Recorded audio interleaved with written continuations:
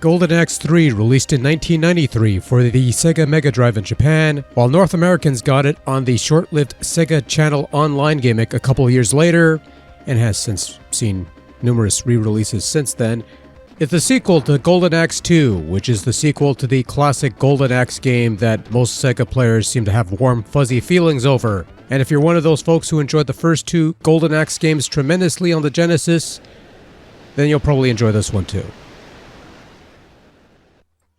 I often hear people call this the weakest of the three Mega Drive games, probably because it isn't Revenge of Death Adder, the arcade sequel, but there are those who would also consider this the best of the trilogy. And while I genuinely don't care enough to make that determination, I didn't mind Golden Axe 3. I think it's alright.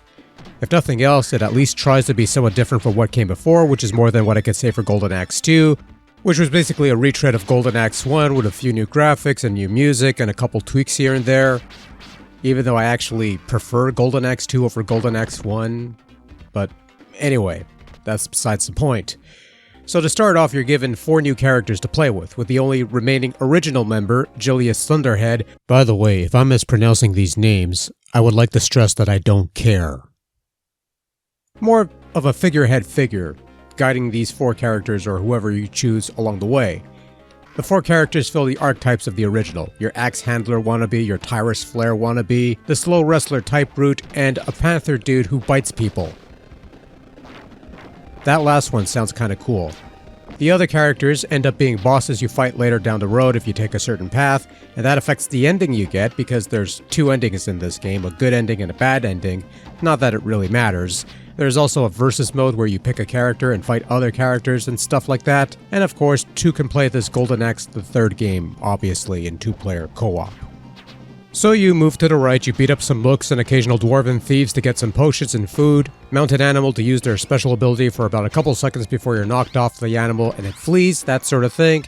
It's the same classic Golden Axe hack and slash beat 'em up formula that has been a thing since the very first game. Though there is some new stuff. For example, there are barrels and chests you can break and they'll contain items, either magic potions, health pickups, or hearts that will extend your life meter.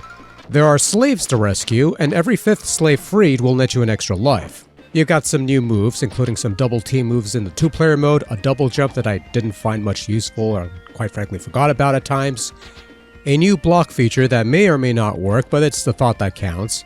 Sadly, we're back to Golden Axe 1 rules in regards to magic attacks. Pressing the magic button will execute the magic attack according to how many levels you have, so if you have a stock full of potions, they're all used to execute your ultimate attack. In one of the few notable changes in that game, Golden Axe 2 at least lets you choose which magic attack to execute, and I thought that was a nice idea to have, so why they changed back to the original setup? Sometimes the game will let you choose which way to go, implementing branching paths on your way to your final battle with the Prince of Darkness himself, Damned Hell Shift or Hell Stick or something like that. I don't know. It's no Death Adder for a name, but it's better than nothing, I suppose. The levels are rather neat, if not derivative.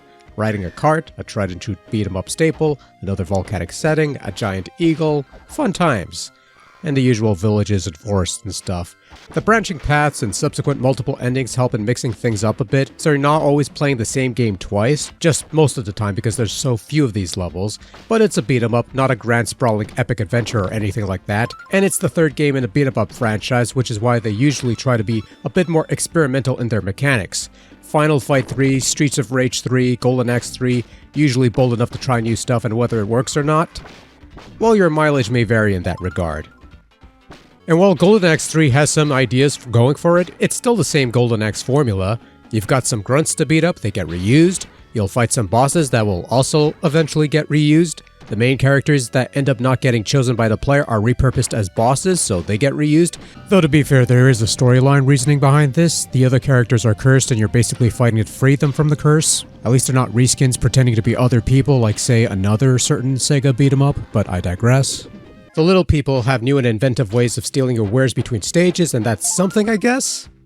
Golden Axe 3 feels a bit quicker compared to the first two. Like, the first 2 Golden Axe titles had their methodical pacing, but there was an attempt to speed things up a bit with this 3rd entry, and I did notice that a bit. The combat is a bit more varied, you have a few more moves at your disposal, and though sometimes it seems like they come out at random, there's a method to doing these attacks and they usually work.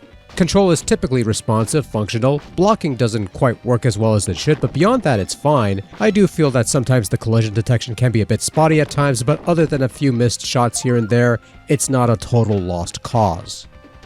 Golden Axe 3 has a bit of an uneven graphical quality. The characters are nice and detailed, but somewhat smallish save for some of the bosses, which even then don't seem as massive as in past games. The backdrops and level settings also seem somewhat uninspired and lacking in color and flavor. There's some nice locales here and there, but it's largely nothing you haven't seen before.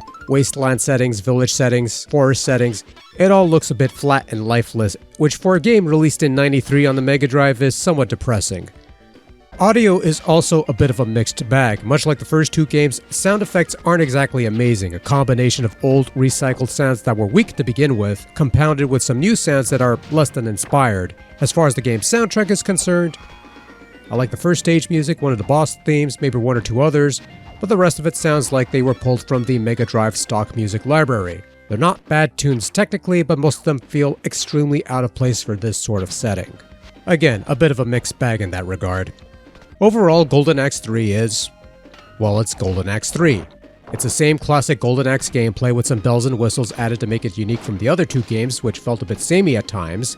It's still a fun little romp through a lost and forgotten time. It still tends to feel a bit repetitive at times, but that's simply the name of the game. Whether it's the best of the bunch or the weakest, I'm not sure if I could answer that because it's all the same to me when all is said and done. But that being said, Golden Axe 3 is a fine hack and slash beat 'em up game. It does what it does well enough, there's some fun to be had, and when it comes to this genre, that's usually more than enough for me. All in all, this one's just fine.